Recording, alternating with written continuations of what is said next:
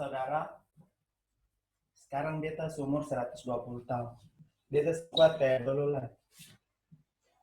Tuhan juga bilang per beta, bahwa beta saya akan menyeberang sungai Yordan sama-sama dengan dong lain.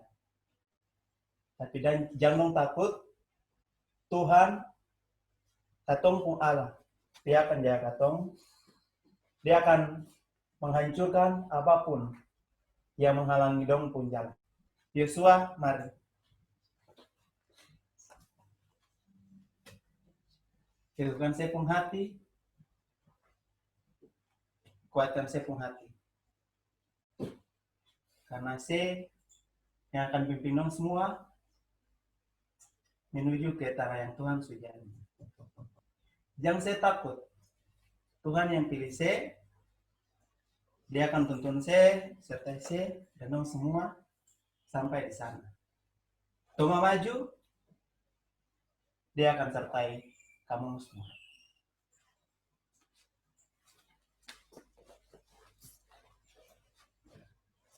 Mari kita berdoa. Bapa di surga, kami melihat bagaimana Tuhan memelihara dan menuntun kami dari hari ke hari, bahkan menyediakan kami kesempatan untuk menikmati firman Tuhan dan persekutuan, walaupun dalam keterbatasan, tidak dapat bertemu dan melalui media virtual. Terima kasih ya Tuhan, untuk pagi ini kami akan belajar bagaimana Tuhan memimpin bangsa Israel, bahkan memilih orang-orang untuk memimpin umat-Mu berjalan. Kami berdoa biarlah pujian yang telah kami nyanyikan dan apa yang sudah kami saksikan menjadi kekuatan bagi kami, dan firman yang diberitakan biarlah meneguhkan kami sehingga kami tidak takut melangkah untuk mengambil bagian dalam tugas pemuridan yang Tuhan percayakan kepada kami. Biarlah pemberitaan firman ini menyenangkan hati Tuhan, dan biarlah nama-Mu dimuliakan. Ini doa kami kepadamu, dalam nama Tuhan Yesus kami berdoa. Amin. Selamat pagi teman-teman, Shalom. Shalom. Pagi ini kita akan belajar tentang satu topik yang penting, yaitu regenerasi. Kalau kemarin kita sudah belajar bagaimana jiwa yang lain, roh yang berbeda dari Kaleb dan Yosua, dan tantangan kehidupan yang besar, yang terus malamnya kita belajar mana Bapa yang mengasihi dan menerima kita apa adanya. Hari ini kita akan belajar juga bagaimana Tuhan meneguhkan kita untuk mengambil bagian dalam tugas yang Dia sediakan kepada kita. Kita akan baca dari kitab Ulangan pasal 31 ayat 1 sampai dengan ayatnya yang ke-8. Ulangan pasal 31 ayat 1 sampai ayatnya yang ke-8. Saya akan membacakannya. Yosua sebagai pengganti Musa. Kemudian, pergilah Musa lalu mengatakan segala perkataan ini kepada seluruh orang Israel. Berkatalah ia kepada mereka, "Aku sekarang berumur 120 tahun, aku tidak dapat giat lagi, dan Tuhan telah berfirman kepadaku, Sungai Yordan ini tidak akan kau seberangi. Tuhan Allahmu dialah yang akan menyeberang di depanmu. Dialah yang akan memunahkan bangsa-bangsa itu dari hadapanmu, sehingga engkau dapat memiliki negeri mereka. Yosua, dialah yang akan menyeberang di depanmu seperti yang difirmankan Tuhan. Dan Tuhan akan melakukan terhadap mereka seperti yang dilakukannya terhadap Sihon dan Og, raja-raja orang Amori yang telah dipunahkannya itu, dan terhadap negeri mereka. Tuhan akan menyerahkan mereka kepadamu, dan haruslah kamu melakukan kepada mereka tepat seperti perintah yang kusampaikan kepadamu. Kuatkan dan teguhkanlah hatimu, janganlah takut dan janganlah gentar karena mereka, sebab Tuhan Allahmu, Dialah yang berjalan menyertai engkau. Ia tidak akan membiarkan engkau dan tidak akan meninggalkan engkau. Lalu Musa memanggil Yosua dan berkata kepadanya di depan seluruh orang Israel, "Kuatkan dan teguhkanlah hatimu, sebab engkau akan masuk bersama-sama dengan bangsa ini ke negeri yang dijanjikan Tuhan dengan sumpah kepada nenek moyang mereka, untuk memberikannya kepada mereka, dan engkau akan memimpin mereka sampai mereka memilikinya. Sebab Tuhan, Dia sendiri akan berjalan di depanmu, Dia sendiri akan menyertai engkau, dia tidak akan membiarkan engkau dan tidak akan meninggalkan engkau.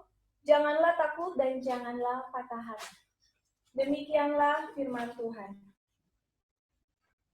Nah, teman-teman yang dikasih Tuhan Yesus, kepemimpinan, apa yang pertama kali terlintas dalam pikiran teman-teman? Nah, mungkin tidak semua teman-teman menjawab. Saya akan menyebutkan beberapa nama teman. Di sini ada Roy Nahum. Menurut Roy, kalau mendengar kata kepemimpinan, apa yang pertama kali terlintas dalam pikiran Roy? Kalau kita dengar kata pemimpin tuh kayak kita yang terlintas di kita tuh kayak orang yang bisa menuntun orang lain gitu. Orang yang bisa menuntun orang lain. Terima kasih Roy. Di sini ada nama Julia dari kelompok vaksin. Adakah? Oh, ada ternyata. Kalau menurut beta, soal kepemimpinan itu adalah otoritas yang Tuhan berikan per katong, di mana katong akan menjadi contoh yang teladan bagi banyak orang. Terima kasih. Terima kasih. Ya, memimpin orang lain menjadi contoh dan teladan. Satu lagi dari kakak yang paling hits, pemimpin kelompok yang paling hits di sini ada Kakak Ria Sabandar, yang paling seru ya di grup peserta. Mungkin Anda bisa lebih seru di sini juga.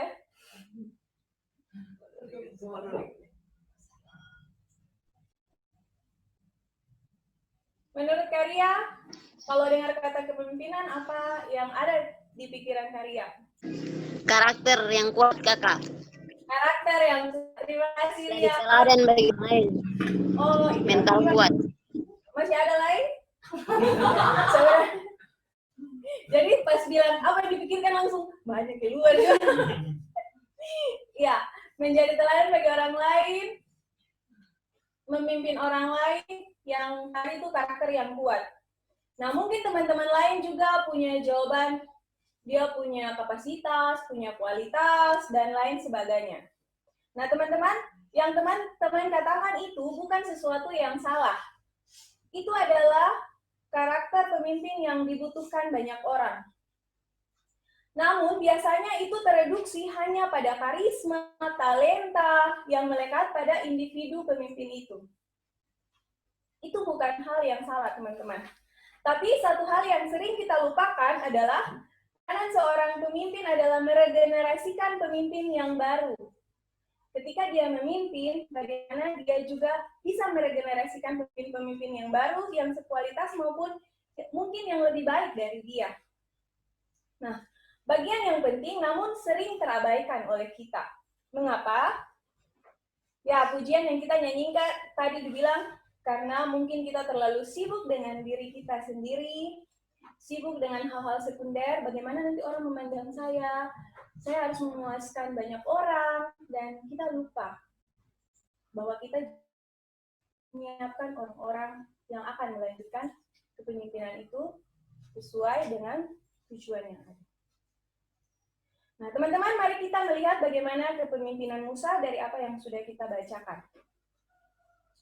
Musa adalah pemimpin yang telah memimpin bangsa Israel keluar dari perbudakan di Mesir. Waktu dia dipanggil oleh Allah, usianya itu 40 tahun. Lalu, dia memimpin umatnya sampai usia 120 tahun. Berarti teman-teman, 80 tahun lamanya Musa memimpin bangsa Israel. Musa diberi kesempatan untuk melihat satu generasi sejak ia masih ada di Mesir. Jadi dari umur 1 sampai 0, dari dia belia sampai umur 40 tahun, dia diberikan kesempatan untuk melihat satu generasi sejak dia ada di Mesir dan 2 generasi masa kepemimpinannya. Teman-teman, dalam budaya Ibrani, satu generasi itu 40 tahun. Jadi Musa masih melihat 3 generasi. Ketika dia dipanggil untuk memimpin umat Allah. Lalu Musa dikenal dengan apa? Pemimpin yang setia, dekat dengan Allah pada masa kepemimpinannya. Teman-teman kalau baca cerita Musa, bahkan dia berhadapan muka untuk berbicara dengan Allah. Nah, pada masa Musa tidak hidup melayani diri sendiri, tidak mencari aman. Teman-teman, kenapa? Karena di dalam banyak kesempatan, ketika orang Israel memberontak, Tuhan sudah menawarkan Musa ambil jalan pintas. Tuhan akan memberantas seluruh orang Israel dan akan menjadikan dari Musa suatu keturunan. Bangsa yang besar, namun apa teman-teman? Musa belajar dari dirinya untuk tidak mementingkan dirinya sendiri. Waktu Tuhan menawarkan bagaimana saya menggunakan semua bangsa lalu daripadamu membangkitkan suku yang besar. Musa menggunakan umat Israel di hadapan Tuhan dan memperjuangkan orang itu di hadapan Tuhan. Teman-teman, ketika bagian ini beta Tuhan Yesus waktu di tiang salib ya teman-teman, waktu orang-orang dia pimpin, bukan yang waktu dia buat mujizat mengikut dia, ternyata mereka yang menyalibkan dia di hadapan, ampunilah mereka sebab mereka tidak tahu apa yang mereka perbuat. Nah, demikian juga Musa melakukan itu di hadapan Tuhan. Teman-teman, dia punya kelembutan hati, tetapi Musa mampu marah. Bila saat tepat, Musa sungguh-sungguh marah kepada orang Israel ketika orang Israel bahkan Harun kakaknya berbuat dosa dengan patung lembu. Sementara Musa sedang naik ke Gunung Sinai untuk mendapatkan petunjuk dari Tuhan bagi bangsa Israel. Teman-teman, dia punya kelembutan hati. Tapi saat yang sama, Musa juga menunjukkan kebaikan, yaitu menunjukkan kesalahan bangsa Israel dengan menegur mereka. Musa menunjukkan buah roh kebaikan, mengasihi dengan melimpah dan dalam kebenaran. Pemimpin yang menunjukkan buah roh itu adalah mereka, bukan hanya mereka yang biasa-biasa saja teman-teman, tetapi karena mereka punya keintiman dengan Tuhan. Dan teman-teman kalau baca cerita Musa, ketika akan berhadapan dengan bangsa Israel, dia harus dengar dulu apa yang Tuhan bilang, baru dia sampaikan. Musa bukan hanya dekat dengan Allah, tetapi juga dekat dengan orang-orang yang dipimpinnya. Namun, apa mau dikata, ketika dalam perjalanan sampai ke dekat sungai Yordan, dan tidak lama lagi akan sampai ke tanah Kanaan, dia tidak diizinkan masuk ke tanah Kanaan, tanah perjanjian. Kenapa? Karena satu perkara yang terjadi di Marah. Ketika Musa melayani bangsa Israel dengan pahit hati dan tidak menghormati kekudusan Allah. Waktu itu mereka kehausan, lalu diminta untuk minta minum, mereka mengeluh. Tuhan sudah bilang, iya nanti dari batu itu keluar air. Tapi dia dengan marah mengetuk batu, dan Tuhan bilang, sampai di sini saja Musa, sesing sampai lagi di tanah perjanjian.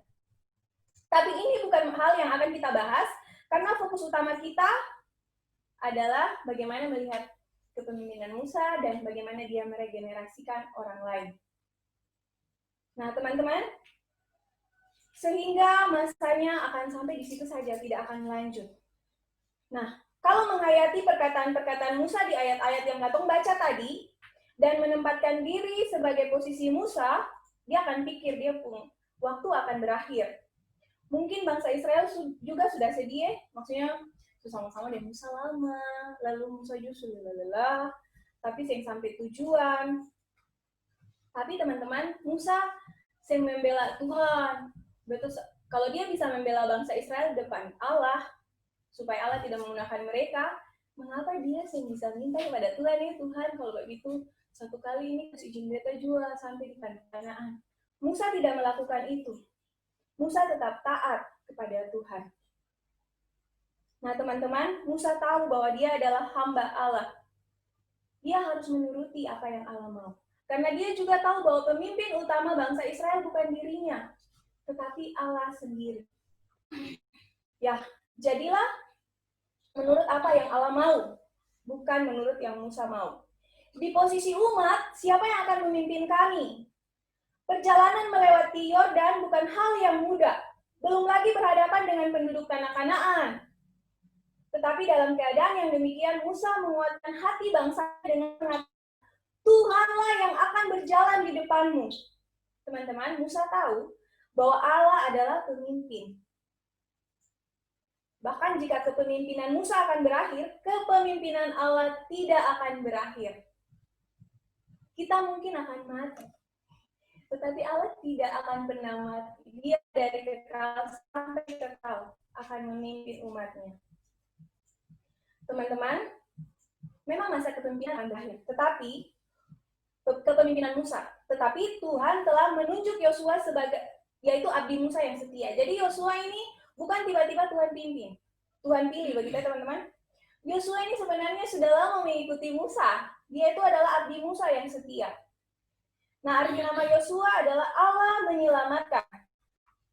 Yosua ini beberapa kali bersama-sama dengan Musa naik ke Gunung Sinai, berjumpa dengan Allah. Dan ketika ada di kemah pertemuan, Musa juga bersama-sama dengan Yosua. Yosua bersama-sama dengan Musa berjumpa dengan Allah. Ini menggambarkan sebuah perjalanan bersama. Teman-teman, kalau kita renung ini, sebenarnya pemuridan juga sama, perjalanan bersama. Bukan sekedar belajar firman saja, atau sharing setiap minggu. Mari kita datang kelompok. Bikin apa barang? Atau sharing setiap minggu. Sharing. Iya, pokoknya sharing lah. Minggu lalu, sharing nih. Nah, teman-teman, itu kelompok PA atau kelompok arisan, teman-teman. Pemuridan juga bukan hanya belajar doktrin terus, tapi tidak pernah melakukan. Tidak ada relasi yang dalam di dalamnya. Tetapi pemuridan adalah proses menjadi murid Kristus di mana ada perjalanan bersama, hidup bersama.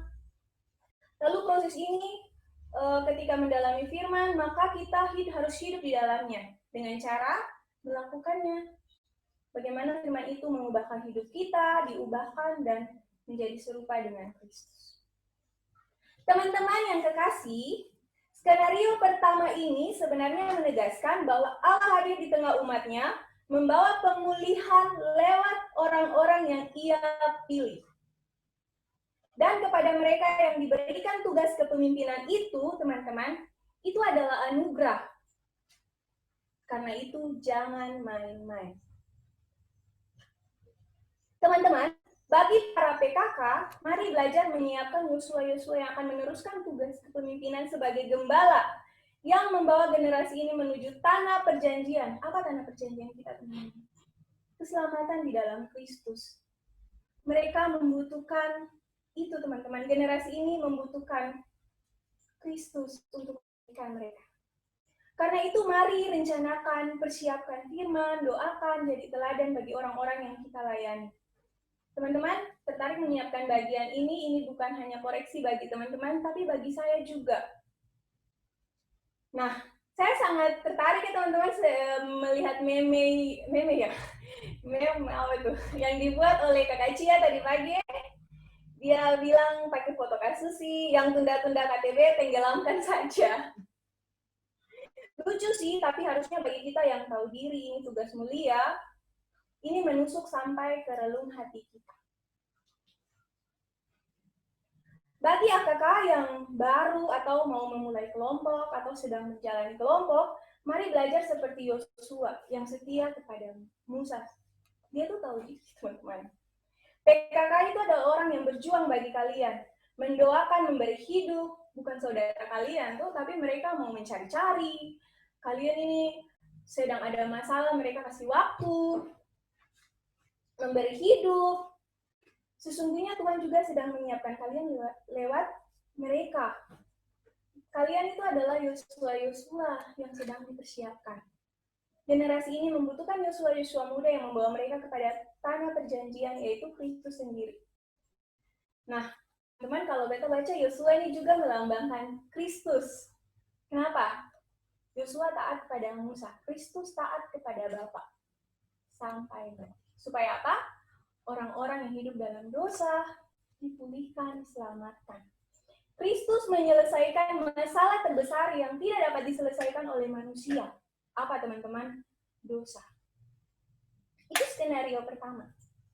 Yang kedua, dalam meregenerasikan Yosua untuk menggantikannya sebagai pemimpin, Yosua ini punya ketakutan, teman-teman. Dia ini pemimpin baru, punya ketakutan.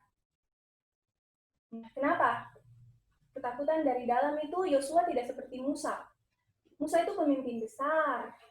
Teman-teman kalau baca kitab Musa itu, bahkan orang tuh menangis. Dia tuh 40 hari, 40 malam sebelum ke kuburan. Dia itu pemimpin yang berpengaruh. Yosua itu tidak pede, apalagi bangsa Israel ini bangsa yang kepala batu, tegar tengkuk kalau dalam Alkitab bilang. Mereka jumlahnya 2-3 juta orang. Yosua bagaimana mau urus orang-orang yang kepala batu, apalagi banyak begitu. Itu tidak mudah. Kita saja yang 2-3 orang saja susah ya.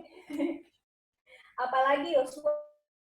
Ya kalau disuruh pilih, kalau teman-teman pilih mau pimpin adik-adik yang kalabor-kalabor, kepala batu, yang nakal-nakal atau yang tenang-tenang saja. Pasti banyak di antara kita mungkin, ya yang tenang-tenang saja lah, biar sing susah-susah. Tapi Yosua dipanggil untuk memilih 2-3 juta orang Israel bentuk. Dia tuh merasa tidak bisa. Teman-teman. Nah, saya tidak tahu apa yang menjadi ketakutan kita. Mungkin itu adalah citra diri yang rendah, kita merasa, padahal kita sudah diam, kita merasa, tidak bisa. Atau dosa yang terus mengikat kita, membuat kita tidak berani mengambil tanggung jawab. Kita tidak berani keluar dari dosa dan menganggap, sudah betul begini saja. Ya. Bisa jadi juga kita terlalu sombong dan menganggap hanya kita yang layak, dan orang lain itu tidak layak diselamatkan. Jadi kita tidak perlu mengambil tanggung jawab ini. Sudah kita saja yang selamat, yang lain mau masuk, mau binasa kah, mau hidup hancur-hancuran kah, terserah. Tantangan dari luar yaitu mereka harus melewati, orang Israel ini harus melewati sungai Yordan dan ancaman di jalan ketika menghadapi musuh. Bangsa Kanaan yang mungkin akan menyerang mereka. Teman-teman, sungai Yordan itu sungai yang sangat curam, arusnya sangat deras, bagaimana mungkin mereka bisa melewati jalan itu? Yosua bingung bagaimana dia mau bawa mereka. Belum lagi ancaman musuh, mereka harus menaklukkan orang-orang Kanaan yang belum bisa mengizinkan mereka masuk sana. Bahkan kalau kata belajar 12 pengintai orang-orang Israel ini kan, yang 10 pengintai itu ini kan saya pikir, orang-orang di sana kuat-kuat, sementara mungkin Yosua pikir Tuhan akan kasih tanah itu, tapi bagaimana mengalahkan itu ketakutan-ketakutan yang ada dalam diri Yosua. Teman-teman, ketakutan Yosua bagi beta itu hal yang wajar. Kita tidak dapat menyangkali atau lari dari apa yang kita rasakan, rasa takut. Itulah kemanusiaan kita. Takut menunjukkan kerapuhan kita, bahwa ada hal-hal yang mungkin lebih besar yang tidak bisa kita lakukan. Ada banyak masalah yang membuat kita takut mengambil tanggung jawab mengabarkan Injil, baik dari dalam maupun dari luar diri kita. Dalam kelompok, coba nanti dalam pembagian kelompok ini menjadi salah satu pertanyaan yang coba teman-teman identifikasikan. Ketakutan-ketakutan apa yang menguasai dan membuat kita tidak bisa mengambil keputusan, tidak dapat melakukan peran kita dengan baik sebagai PKK, AKK, atau adik-adik yang mau memulai kelompok. Tetapi mereka takut ini, takut itu. Nah, dalam kelompok nanti coba teman-teman sharingkan. Mari kita lihat ayat 7 dan 8. Saya akan baca ya, teman-teman. Lalu Musa memanggil Yosua dan berkata kepadanya di depan seluruh orang Israel, "Kuatkan dan teguhkanlah hatimu, sebab engkau akan masuk bersama-sama dengan bangsa ini ke negeri yang dijanjikan Tuhan dengan sumpah kepada nenek moyang mereka, untuk memberikannya kepada mereka, dan engkau akan memimpin mereka sampai mereka memilikinya. Sebab Tuhan, Dia sendiri akan berjalan di depanmu, Dia sendiri akan menyertai engkau, Dia tidak akan membiarkan engkau dan tidak akan meninggalkan engkau. Janganlah takut dan janganlah patah hati." Ketika Musa mengutus Yosua, Musa tahu ketakutan Yosua. Bahkan Allah juga tahu. Dia tidak mengatakan, "Yosua, saya akan mati karena itu lanjutkan saja. Pokoknya jalan saja." Musa mendampingi dan menguatkan Yosua. Bahkan Musa tahu bahwa perjalanan Yosua itu tidak aman. Akan ada banyak kesulitan yang akan dihadapi Yosua. Nah, kalimat ini akan saya baca dalam versi lain, terjemahan lain. Kuatkanlah dan beranilah. Engkau akan memimpin umat itu memasuki negeri yang dijanjikan Tuhan untuk menyerahkannya kepada nenek moyang mereka. Engkau akan menolong bangsa Israel mengambil negeri itu, dan membagikannya kepada mereka. Tuhan memimpin engkau. Ia menyertai engkau. Ia tidak melupakan dan meninggalkan engkau. Jangan khawatir. Jangan takut. Teman-teman, waktu baca bagian ini berulang-ulang, firman itu begitu menguatkan saya sebagai seorang yang penakut, teman-teman. Saya ini memang seorang yang suka khawatir, suka penakut, tapi firman ini begitu menguatkan saya. Lalu saya pikir, masihkah janji penyertaan ini berlaku bagi kita? Waktu kata lihat ini kitab Ulangan. Berarti ditulis kembali untuk generasi untuk mengulang kembali melihat bagaimana perbuatan Allah yang besar memimpin umatnya. Dan ini juga berlaku bagi kita sampai sekarang. Teman-teman, kalau teman-teman lihat bahan saat teduh itu, Yeremia juga mengalami hal yang sama. Tuhan mau panggil, dia bilang, dia tidak pandai bicara, dia alasan ini, alasan itu, lalu Tuhan bilang kepada dia yang akan taruh perkataan dalam mulut Yeremia. Kuatkan hatimu saja. Nah, teman-teman, kita adalah bagian dari orang-orang yang dipilih untuk melakukan agung dari Sang Guru kita. Sang Guru kita adalah Yesus Kristus yang sudah mati dan menyelamatkan hidup kita. Sebelum Yesus naik ke surga, dia tidak membiarkan murid-muridnya sendiri, dan dia tahu murid-muridnya itu tidak aman. Akan banyak kesulitan, bahkan guru saja sudah mengalaminya lebih dahulu. Waktu dia akan pergi dalam Matius 28 ayat 20, dia bilang, ketahuilah, aku menyertai kamu senantiasa sampai kepada akhir zaman. Penyertaan Tuhan dimaksudkan adalah kehadiran Roh Kudus yang menemani teman-teman. Jadi, kita mungkin penderitaan itu tidak akan pernah hilang, tantangan-tantangan itu tidak akan pernah hilang. Tetapi ada Roh Kudus yang menemani kita. Roh Kudus itu apa, teman-teman? Roh Kudus itu adalah Roh Allah sendiri. Di dalam kelemahan, dalam kesusahan, Tuhan bersama dengan orang yang Dia pilih. Tugas kita bergantung sepenuhnya. Karena kita ini adalah teman-teman, sebenarnya Tuhan tahu, teman-teman, ketakutan-ketakutan teman-teman, bahkan saya juga. Tuhan tahu kalian sedang berjuang dengan studi. Tuhan tahu kalian tuh sedang bergumul dengan keluarga. Tuhan tahu kalian sedang bergumul dengan masa depan, dengan pekerjaan, dengan biaya hidup. Tuhan tahu kalian sedang bergumul dengan semua tantangan-tantangan yang ada. Dengan studi akhir. Tapi, teman-teman, ingat, Tuhan juga tidak secara kebetulan menjumpai kalian di kampus. Tuhan tidak secara kebetulan menjumpai kalian di pelayanan mahasiswa, di pelayanan siswa. Tuhan juga tidak kebetulan mengizinkan kalian mengikuti RKK di saat ini. Dia punya cerita yang belum selesai, teman-teman.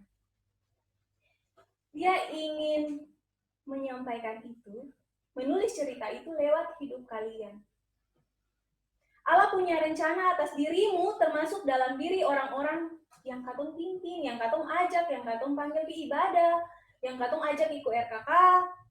Karena itu, teman-teman, jangan main-main. Ini teguran juga buat saya, teman-teman. Jika engkau ragu, engkau takut, mari datang bergantung kepada Tuhan. Nyatakan dengan jujur isi hati teman-teman kepada Tuhan. Ketakutanmu, nyatakan kepada Dia. Bukankah Dia yang memanggil, teman-teman? Dia pula yang memampukan. Tantangan dan masalah itu tidak akan hilang. Sampai hari ini, sampai mati pun masalah itu tidak akan hilang. Tetapi bagaimana cara pandang kita itulah yang penting. Memandang persoalan itu besar dan akhirnya menghindar atau memandang kepada Allah yang menyertai kita. Nah, teman-teman, saya tidak akan lama-lama, saya akan menutup bagian ini. Dan karena itu saya mengundang kakak-kakak pemusik dan juga singers untuk hadir di depan.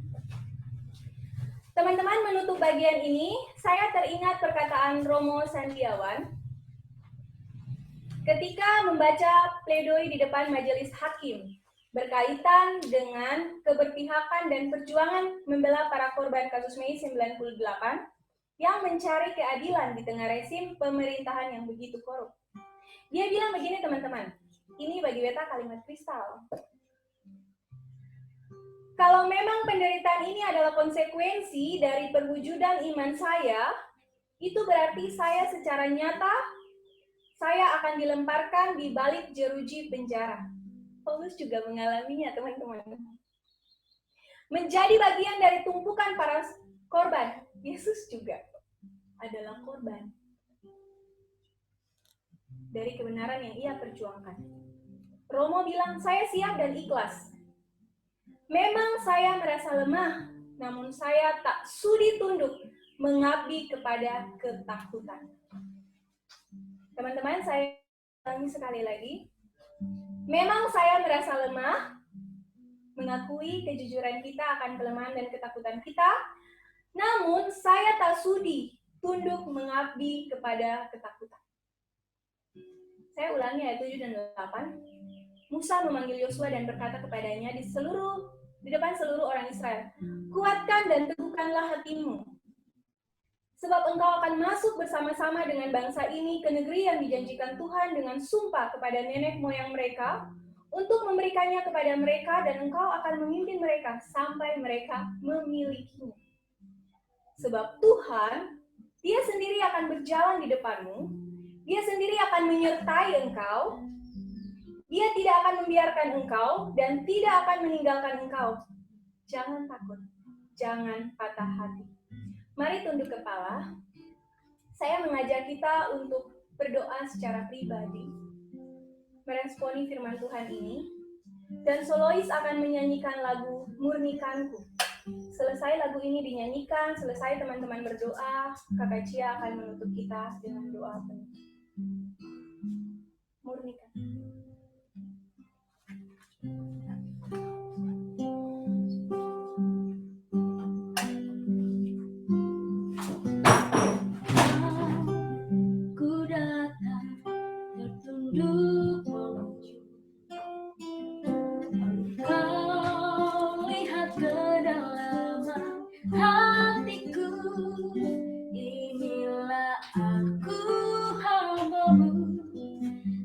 Tujuan hidupku hanya melayani diri sendiri. Sesungguhnya ku hamba dunia, terpikat oleh kesenangan fana akan harta dan kuasa. Kebanggaan hati beri belas kasih-Mu, oh Tuhan, murnikanku, lengkapi hatiku, agar ku tersadar menderita dalam-Mu. Murnikanku,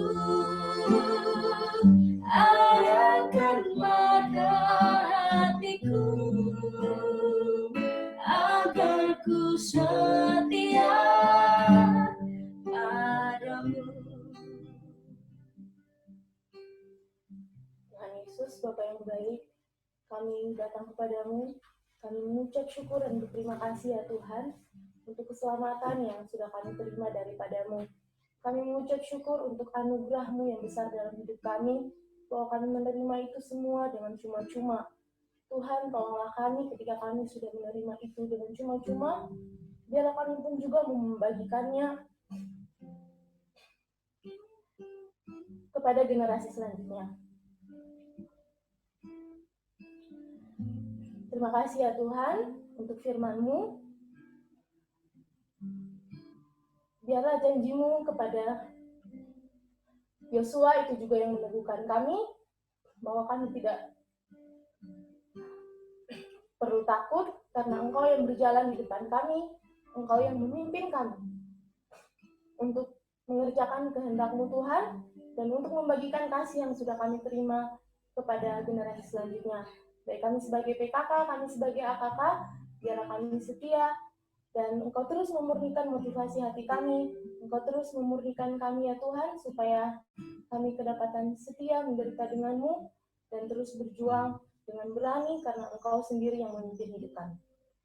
Terima kasih Tuhan Yesus, untuk ini kami juga mengucap, kami berdoa bagi Kak Fani yang boleh membagikan kebenaran firman Tuhan bagi kami, biarlah Tuhan juga boleh memberkati Kak Fani dalam setiap pelayanan yang dikerjakan, tugas tanggung jawabnya, biar Engkau juga boleh meneguhkan hatinya dan menolong Kak Fani untuk terus menjadi berkat dan teladan bagi kami.